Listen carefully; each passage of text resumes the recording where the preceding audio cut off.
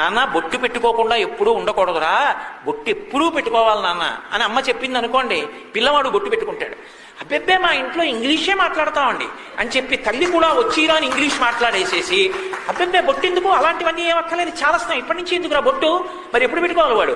దంతంబుల్ పడనప్పుడే తనువుయందారూఢి ఉన్నప్పుడే కాంతా సంఘము రోజనప్పుడే జలాక్రాంతంబు కానప్పుడే వింతల్ మేన చరించినప్పుడే కురుల్ వెల్వెల్ల కానప్పుడే చింతింపన్ బలమీ పదంబుజవలన్ శ్రీకాళహస్తీశ్వర అంటాడు దుర్జటి.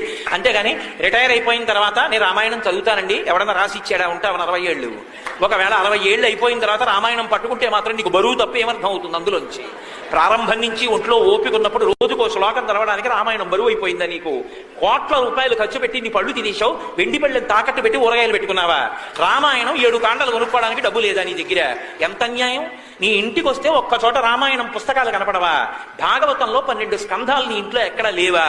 కాళహస్తీశ్వర శతకం